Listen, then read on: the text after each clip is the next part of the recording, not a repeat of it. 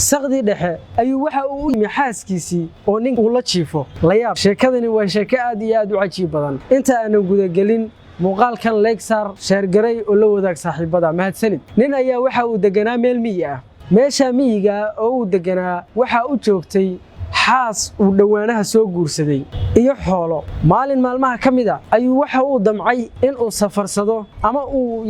muraadeyso hal kamida geeliis neef geela oo hal ah ayuu soo watay waxa uu rabaa markaa inuu soo gato oo magaalada geeyo kadibna uu lacag ka soo baxo subaxii ayuu soo baxay sidoo u soo socday marka uu meel dhaxa soo marayo ayaa waxa ka hor yimid nin odaya nin duq ah ayaa ka hor yimid markaas waxa uu yiri warniyo xagee u socotaa waxa uu yiri waxaan u socdaa magaalada oo waxa aan rabaa in aan hashan soo gado ninka odaga waxa uu yiri nin ma aniga hashan iga gadi markaas uu yiri aan ka gadee lacag isii oo ila gorgortar odagii waxa uu yiri anigu lacag ma haysto balse waxa aan rabaa in aan talo kaaga gato waa inaad talo iga siisaa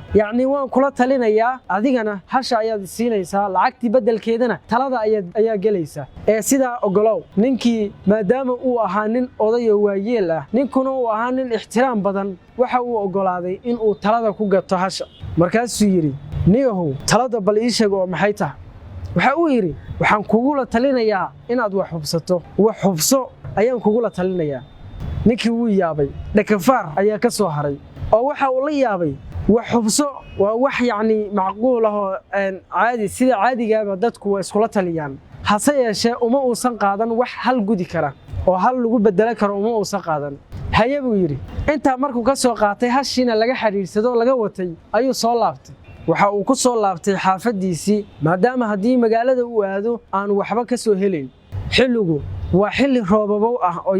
waa waqti roob ah sidoo u soo socday waxa uu ku soo aaday xaafadiisii xilli habeen ah oo saqdhaxa ayuu ku soo aaday markii uu xaafadii yimi ma uusan wadan wax toosh ah wax nal ah oo uu wax ku kala garan kara ma uusan wadan sidoo u soo socday markii uu aqalkii yimi ayuu gudaha u galay gabadhii inta uusan arkin ayuu horaba waxa uu ka arkay nin xaaskii uu qabay la jiifa ayuu arkay oo aqalkii kula jira ninkii markaa uu inta yaabay oo aad u carooday oo aad u xanaaqay ayuu waxa uu iska soo jaray tooreydiis mididii uu watay ayuu la soo baxay markaa buu ninkii meesha jiifay inta soo kor istaagay buu dhuuntiisii raadiyay halka bocorka ah ayuu sidaa inta u taabtay oo mididiisii la soo baxay buu ka saaray marka uu isleeyahay aad qoorta ka goysid ayuu waxa uu soo xasuustay oraahdii ahayd wax hubso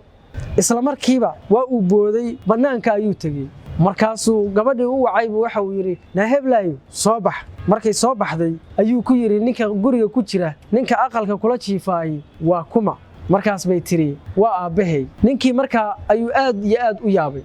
markaas waxa uu yiri hubsiimo hal baa la siistaa bal ka waran hadii uu tooreyda dhuunta kaga goyn lahaa ninka isagoo aan waxba hubsan waa sadaqii xaaskiisa aabaheed ninkii markaa waxa uu yiri hubsiimo hal baa la siistaa hadaba qof kasto waxaan kugu la talinayaa hubsiimo hal baa la siistaa waa oraax cajiib ah oo mar baxday hase yeeshee markasta oo aad wax hubsato qalad aad gali lahayd oo dhibaato ku soo xambaari lahaa waxaad ka noqonaysaa mid ka badbaadi hadaba waxaan isku ognahay waxa weeye hubsiimo maxaa yeelay hubsiimo hal baa la siistaa muuqaalkan intan haddaad ila soo gaadhay la garay la wadaag saaxiibada mahadsanid